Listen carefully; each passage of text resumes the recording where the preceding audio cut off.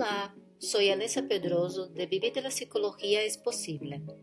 Y hoy en este episodio del podcast traigo un capítulo más sobre habilidades terapéuticas. Vengo expresamente a hablar sobre estrategias para mejorar y facilitar el cumplimiento de la intervención. Generalmente este tema es bastante interesante para cuando tenemos clientes, pacientes con resistencia al cambio. Es muy común hablar de la resistencia al cambio cuando el comportamiento del cliente interfiere claramente con la consecución de las metas terapéuticas.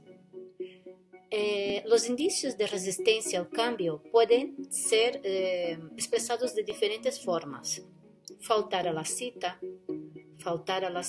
sin avisar, silencios largos, no contestar a las preguntas que el terapeuta hace o hacerlo de forma muy breve, no realizar las actividades entre sesiones, conocidas como deberes, hablar demasiado, cambiar frecuentemente de temas o de objetivos terapéuticos, mostrar una actitud negativa constante hacia el terapeuta o la terapia en sí misma, no comunicar información importante, coquetear, poner siempre pegas y otras actitudes particulares de cada cliente. Sin embargo, conviene tener en cuenta que estas señales no indican necesariamente que el cliente no quiera cambiar, ya que pueden ser debidas a otros factores muy comprensibles como los miedos, habilidades comunicativas inadecuadas o limitadas, impedimentos, comportamientos de terapeuta o incluso de otras personas relacionadas con el paciente. Ahora doy una definición sobre la resistencia que nos brinda Cormier. Según él, se puede definir la resistencia como cualquier comportamiento del cliente, del terapeuta o de otras personas que interfieren con el logro de resultados terapéuticos satisfactorios. Bueno, dicho esto, empezaré a enumerar las siguientes estrategias útiles para facilitar el cumplimiento de la intervención con estos pacientes que presentan resistencia al cambio. Empezamos. Reforzar verbalmente al cliente por haber venido a terapia. Indicarle que esto indica que se preocupa por sí mismo, por sí misma, y que está motivado para solucionar sus problemas.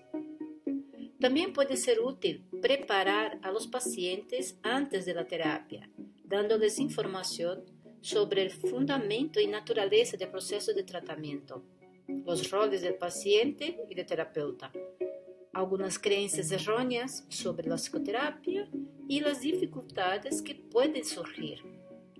Esto puede hacerse mediante una entrevista, una charla en grupo de pacientes o a través de un tutorial o un vídeo en el cual aborde estos temas.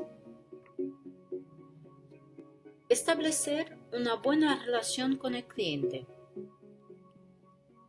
Esto incluye un trato amable y personal, tanto de la parte del terapeuta como también del personal que trabaja con el terapeuta, secretaria, asistente, lo que sea. Interés real por el cliente, saber escucharle, alentarle a que exprese sus ideas, dudas, preguntas, expectativas y temores.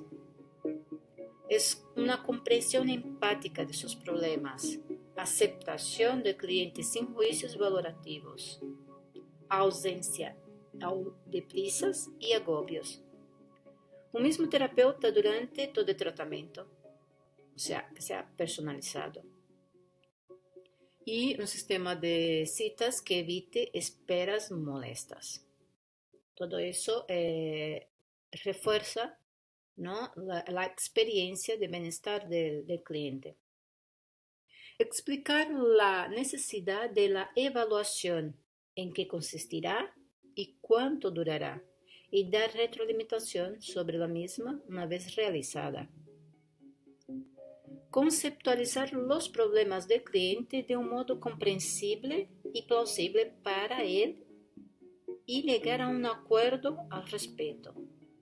Esta conceptualización implica relacionar los problemas del cliente con los factores que pueden explicar su origen, el desarrollo y sobre todo el mantenimiento.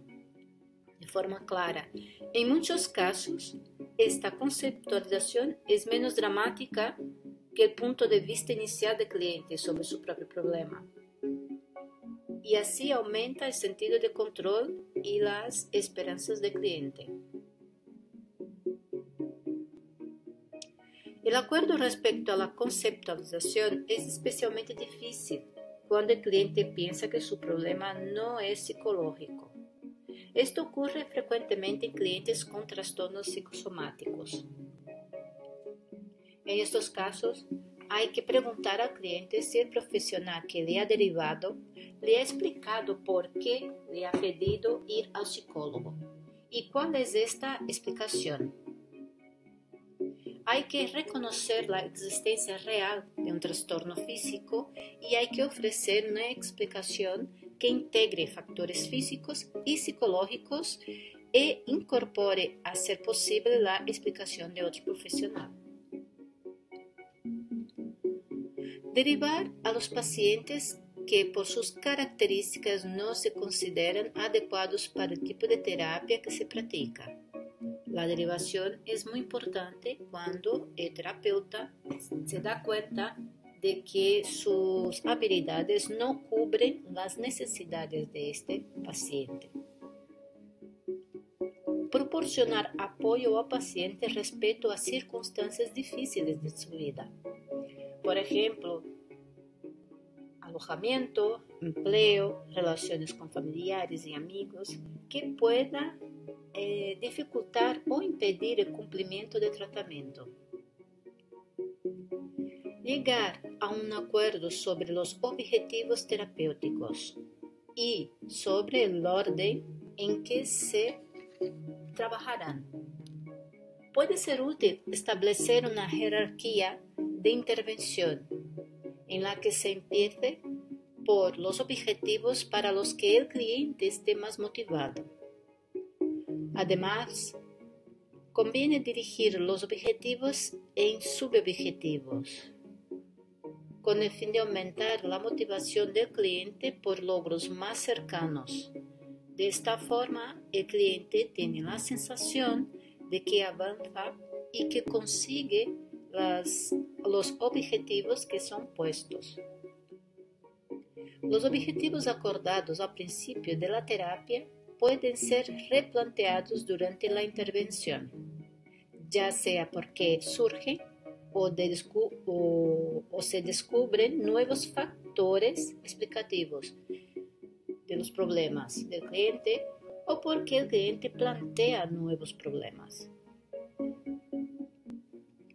Si es necesario motivar el cliente hacia los objetivos terapéuticos, se dispone de los siguientes medios. 1. Hacer que el cliente elabore una matriz de decisión, un esquema, con las consecuencias positivas y negativas a corto y a largo plazo de resolver y no resolver sus problemas y valorar dichas consecuencias, ¿no? En la cuadrícula, un esquema en el cual en un lado podrá poner decisiones y poner que se pueden resolver y al otro las consecuencias negativas de no resolver sus problemas. 2. En los casos en los que los pacientes tienen miedo a las consecuencias del cambio, por ejemplo, el más típico es no ser aceptado por los demás, conviene perseguir el cambio de modo muy gradual. Esto proporciona seguridad y permite comprobar si los miedos están realmente fundados. 3. Exponer con ejemplos y una explicación clara las implicaciones positivas que tendrá para el cliente el alcanzar las metas propuestas. 4. Relacionar las metas con el sistema de valores del cliente. Esto es muy importante. Y con lo que éste pretende en la vida. Porque muchas veces los valores del terapeuta no son equivalentes a los valores del cliente. Así que siempre hay que gestionar estas metas en función de los valores del cliente, principalmente cuando el terapeuta está a principio y no tiene esta línea divisoria muy demarcada. 5. Hacer que el cliente experimente de forma anticipada los beneficios de haber alcanzado la meta a través de la imaginación, utilizando la visualización guiada. 6. Si el cliente obtiene de trastornos beneficios, llamadas ganancias secundarias importantes, trabajar con él para ver cómo pueden lograrse beneficios similares de forma más adecuada. ¿Vale? Hasta aquí hablamos de motivar al cliente hacia los objetivos. Ahora, en aquellos casos en que el cliente no esté de acuerdo en lograr determinados objetivos terapéuticos, el terapeuta tiene otras opciones. 1. Limitar la intervención a los objetivos para los que el cliente está motivado. Caso de que los objetivos rechazados no sean fundamentales para el problema del cliente. 2. Empezar por los objetivos en los que haya acuerdo e intentar posteriormente que el cliente entienda la importancia de otros objetivos. Y 3. Renunciar a la intervención si la meta o metas rechazadas son primordiales, ya que en este caso el fracaso subsecuente reducirá aún más la motivación y confianza del cliente para resolver su problema.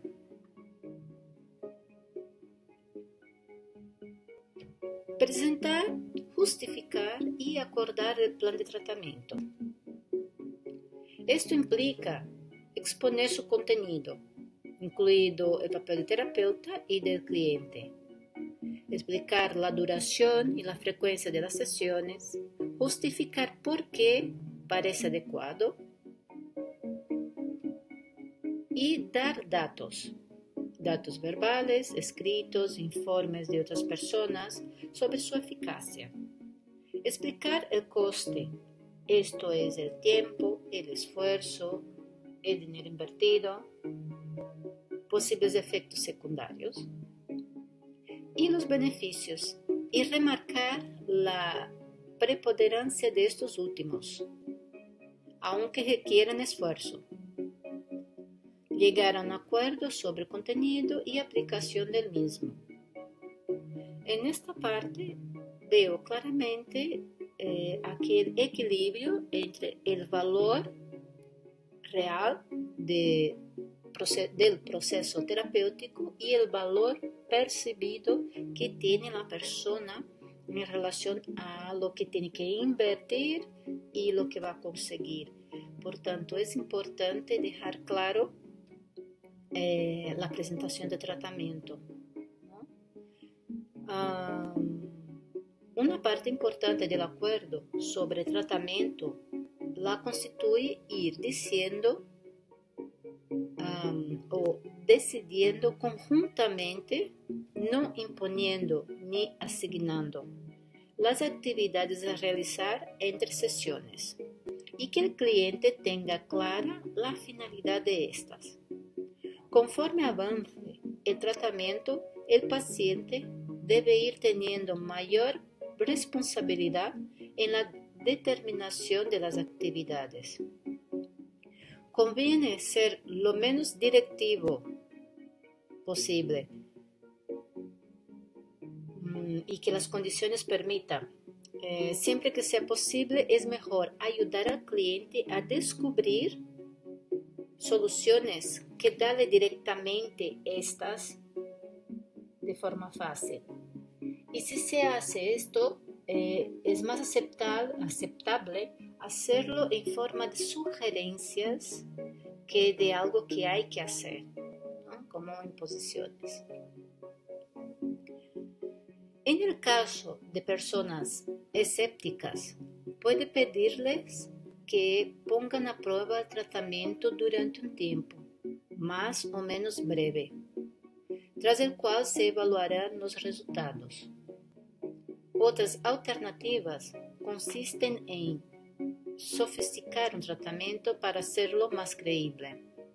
Por ejemplo, una vez de aplicar un simple entrenamiento en relajación, enseñar esta mediante biorretroalimentación, combinarlo con otras técnicas, fármacos placebo, o seleccionar un tratamiento completamente diferente. Esas son alternativas para apoyar, ¿no?, los tratamientos para personas escépticas. Aumentar las expectativas de mejora del cliente si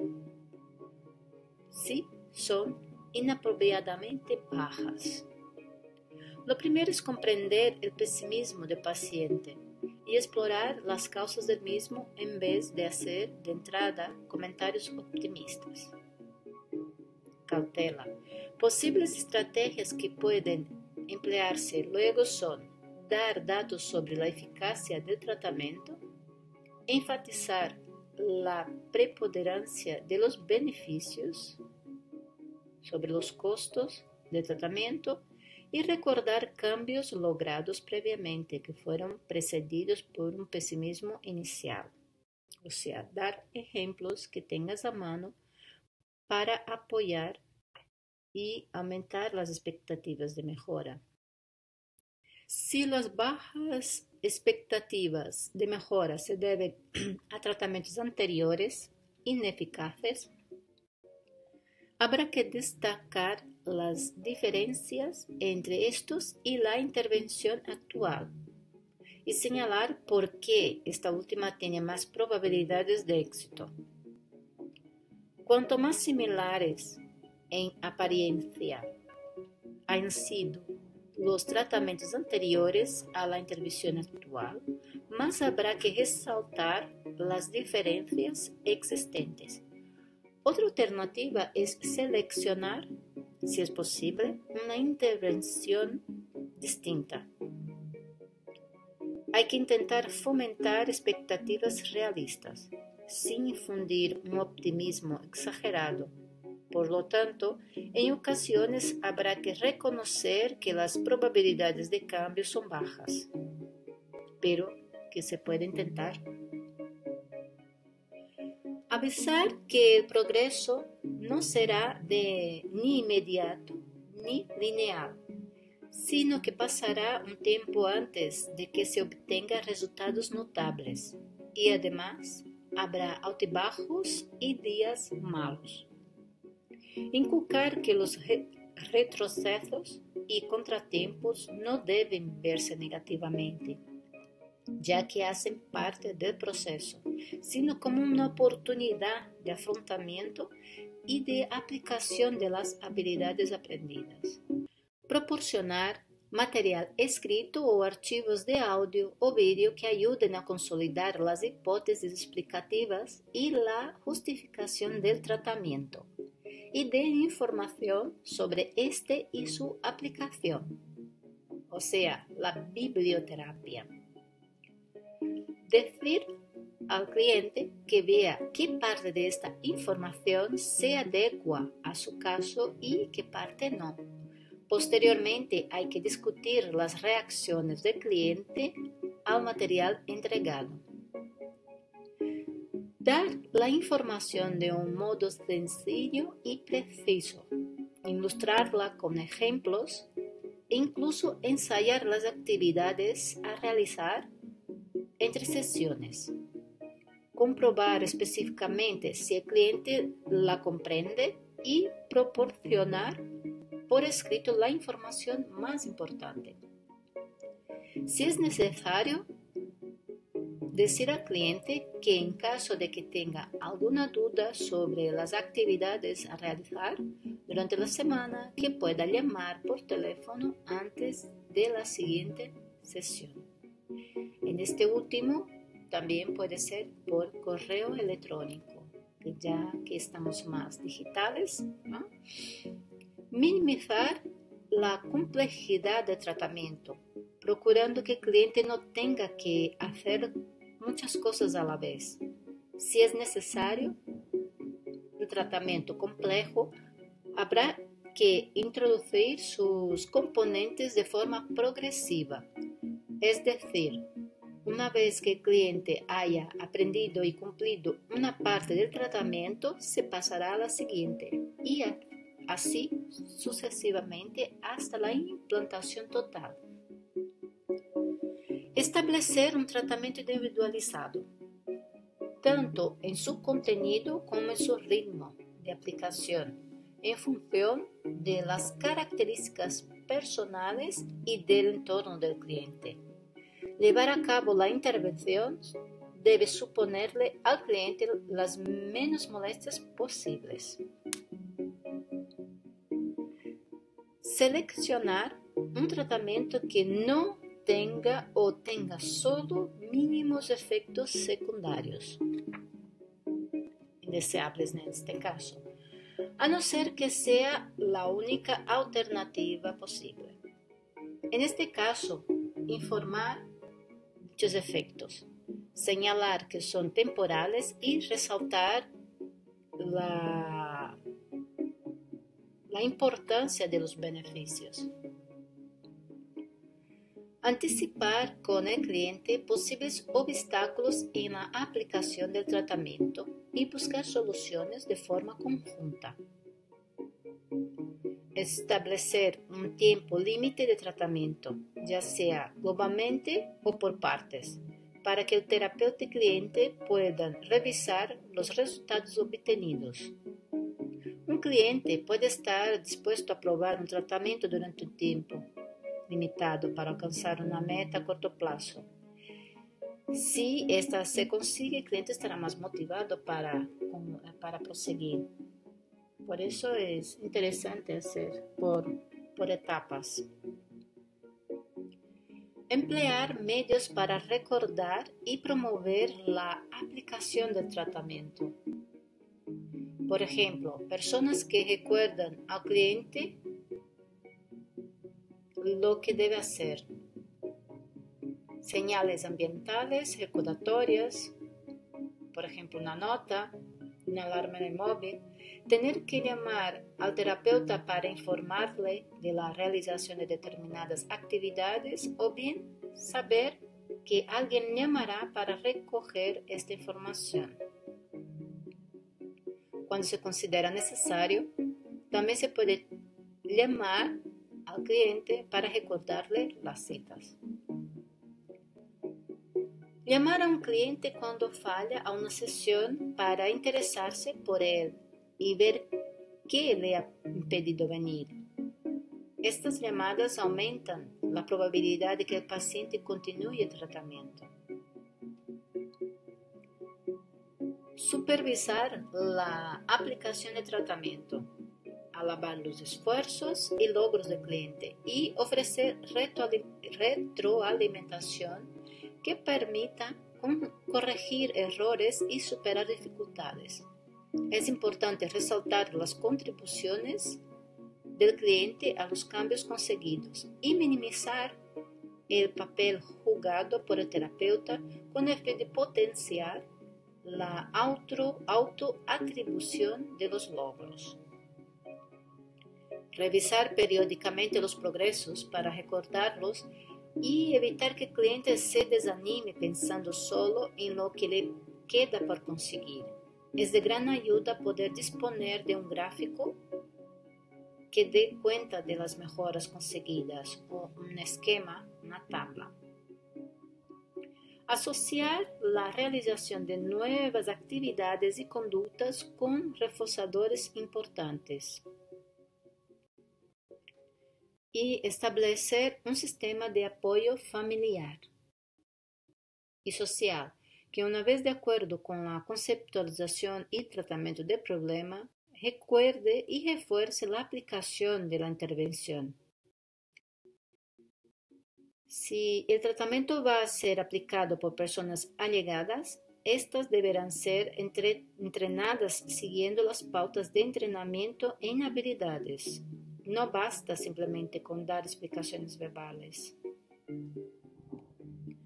Aparte del apoyo ofrecido por familiares, amigos, compañeros y personal de instituciones donde pueda estar internado el cliente, otra opción es el tratamiento en grupo. Contar con la colaboración de otros en vez de con su pasividad o su resistencia requiere, al igual que en el caso del cliente, mantener un buen trato con ellos y tener en cuenta sus expectativas, creencias y nivel de motivación. Muchas veces el problema no radica solo en el cliente, sino que están implicadas también una o más personas allegadas. En estos casos, se requiere un cambio de comportamiento de todas las partes implicadas. Si todas o algunas de las personas allegadas no están dispuestas a cooperar, hay varias soluciones. 1. Mantener el apoyo de aquellas personas allegadas dispuestas a colaborar.